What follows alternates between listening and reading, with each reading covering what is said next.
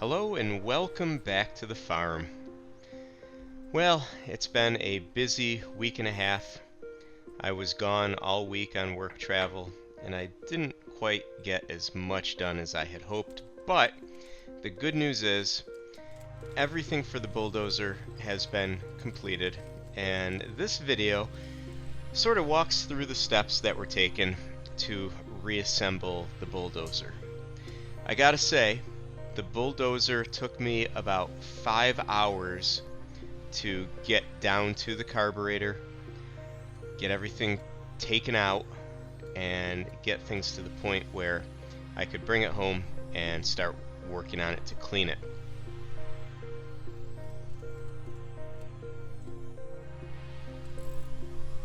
Putting all this back together, however, took about an hour and a half to 2 hours. It was much easier going back together. All of the pieces that I cleaned went back in properly. Everything fit, everything was aligned, nothing broke, all the gaskets fit, and in general I was fairly pleased with how everything went back together.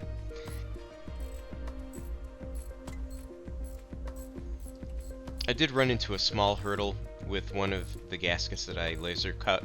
One of the holes was slightly off where it should have been, so I did have to wrestle with that just a little bit to get the bolt through the hole and make sure everything stayed aligned. Another big overarching issue to all of this is that the disassembly happened largely in the rain, and as you can see in the video here, it is raining, so I did reassemble the bulldozer in the rain.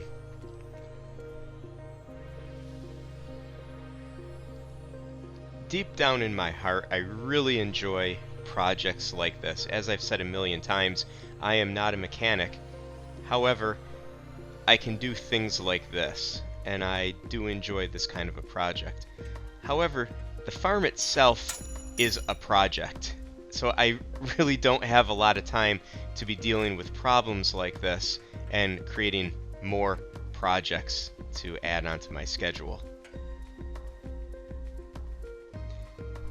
I was very pleased that everything went back together, everything fit, and I didn't run into any snags until I got to the fuel shutoff and the sediment bowl.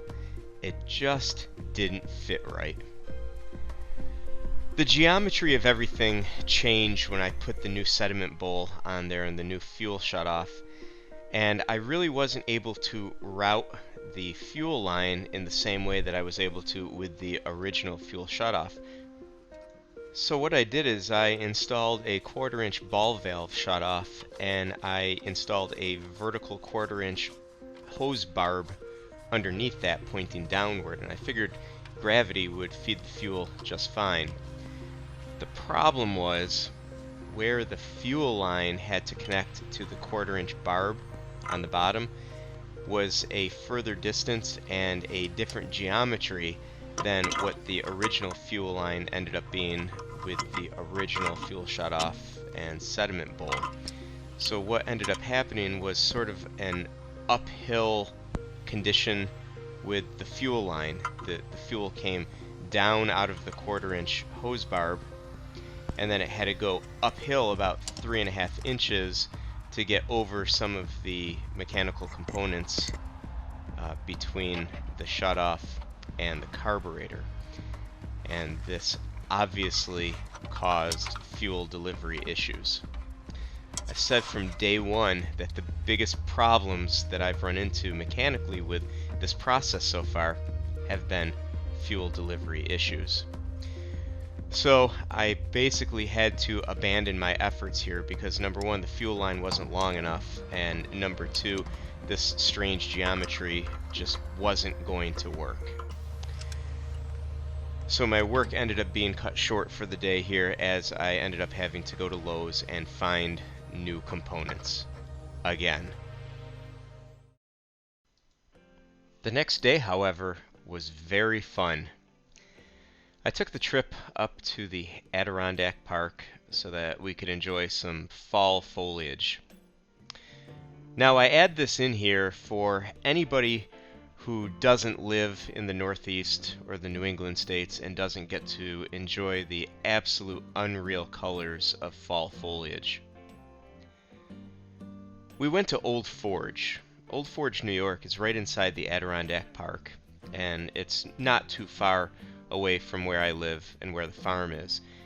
And this weekend happened to be peak foliage in Old Forge, and as you can see just on the short bit of the ride up, the colors were absolutely spectacular. Going into Old Forge was very busy. There's a lot of people. There's a ton of people that come from out of state to come to this area to see the unreal colors that appear in the fall. The opportunity to walk around Old Forge and to visit all the different stores in this town, it's something that you don't want to miss if you're ever in northern central New York.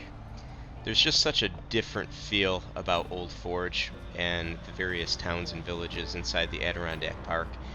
While this is not very far from my house, the overall vibe and feel, the woodsiness and the mountain environment is just night and day from where I live. It's wonderful to come up here, especially in the fall. You cannot beat fall in central New York. Going into some of the shops that sell furniture and home furnishings, you definitely get that Adirondack and the mountain vibes. It's just absolutely fantastic. And of course it's fall and Halloween's coming up, my favorite season. So all the decorations are out and it's just absolutely amazing. So much fun to see all this. And no, on this trip I did not buy anything. My wallet thanked me. There's a series of lakes here, and the foliage around the lakes is beautiful, but I had something very sad happen, and I want to take a moment to pay tribute to my poor drone. At this moment he was flying about 300 feet over this lake taking foliage shots. He had a motor failure in midair and fell 300 feet into the lake, and he sunk. So don't expect any drone shots in the coming weeks. Now I have to shop for another drone. The wildlife here is fantastic though. They're so used to people, and people do feed them, although they're not supposed to. You could get right up next to the deer. They're not skittish. It's fun to be this close to wildlife. If anybody's ever been here, do you have childhood memories of Enchanted Forest Water Safari? I know I sure do. I just went here a couple months ago. You can't make up stuff like this, though. This scenery, the foliage, the mountains, it's unreal. If you don't get to experience any of this where you live, I highly recommend a trip. All the shops here are just unique. They have a feel to them. They're all woodsy and rugged and very nature-oriented. We did stop at the Red Caboose in Inlet and had some great paninis. Another wonderful place if you ever get a chance to come. And Inlet itself, being about 12 miles away from Old Forge, just continues on with the Adirondack vibe. It's a very nice little small town. No matter where you go up here, the one thing that's always with you is the vibrant foliage. The smell of autumn pine it's all around you, every place you go. It's a thrill to the senses to go anywhere around this area. Now, although the wind was blowing and it was very cold today, there's just nothing like being right on the edge of the water and experiencing views like this. You can't get them anywhere else, around where we live anyway. It was a trip that was very enjoyable, time well spent. Now, coming out on the other hand, we ran into the leaf peepers. If you don't know what a leaf peeper is, it's the thousands of people that come to this area to just spy on the leaves changing. This line of traffic went on for probably 4 or 5 miles, and it was almost at a dead standstill. People come by the busloads to see the foliage. It was just a fantastic trip. I didn't get anything done on the farm today, but this was well worth it. Okay, so take 2 on the fuel shutoff valve. I took off the vertical 1/4" hose barb and I got a 90-degree right angle adapter, and I sent the barb out at a 90-degree angle to the fuel shutoff valve. I thought this would solve the problem because it eliminated about 1.5 inches of upward travel.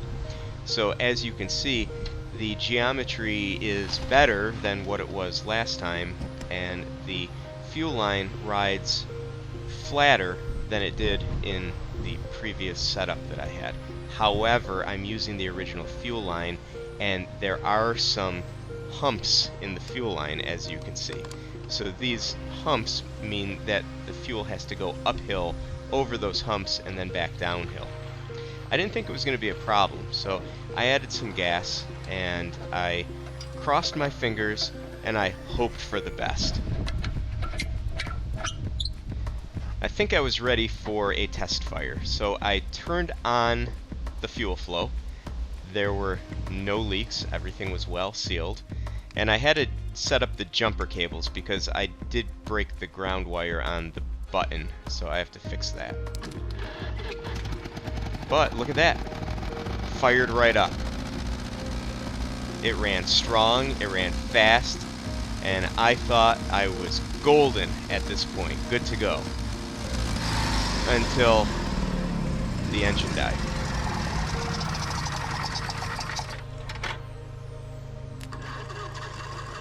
I tried to start the engine for probably the next 20 minutes, and while I did get it to pop off a couple times, it only stayed alive for a few seconds and then died again.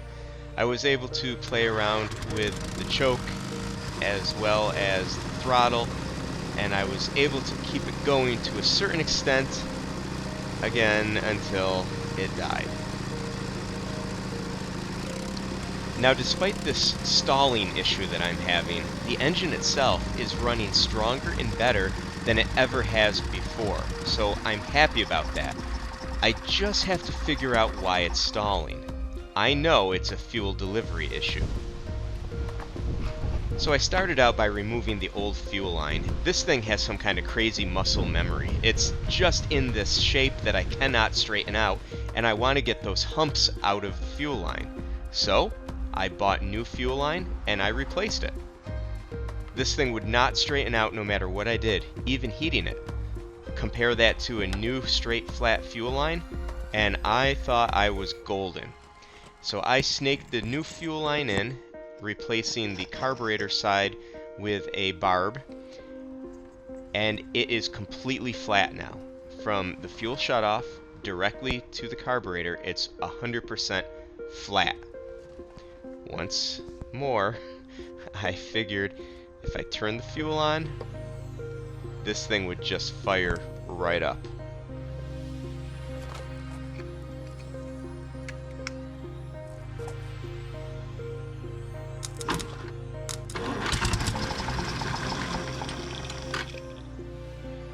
So in my head, I'm going through all the possible combinations of what could be wrong here. If you have fuel delivery, and if you have spark, you're going to get an engine that fires. And I cannot get this thing to turn over. It just will not turn over. I took out the spark plugs. I cleaned the spark plugs. I tested the wires. The wires tested good. I replaced everything. I checked for spark. I have spark. I have fuel. I am absolutely baffled why this thing will not fire. So what I decided to do is simply remove the fuel line. I wanted to see if fuel was actually flowing. So I removed the carburetor side of the fuel line and turned the fuel shutoff valve on, and there was no fuel. So then I removed the fuel shutoff side, and look, fuel's on right now. There's no fuel coming out. The engine's not going to fire if it's not getting fuel. So now I've narrowed the problem down to the gas tank itself, and I remembered back to a motorcycle I used to have that had some crazy baffles in the gas tank. Unless that gas tank was completely full, you wouldn't get fuel flowing through the fuel line. So although there was gas in this tank here, I decided to fill it up completely and see if that made a difference. And sure enough, it did. Fuel now flows out of the barb. This gas tank had to be completely full. But now I run into another problem. I've tried to start this engine so many times, I've worn the battery down. I'm hoping I could just get one good fire out of the starter to see if this thing will turn over. And it didn't. So off comes the battery, and it's coming to my house to charge. Currently, the battery's on the charger, and hopefully tomorrow I'll be able to do a test fire. That's it for this video, unfortunately. Thanks for watching, and I hope to see you on the next video with a good resolution.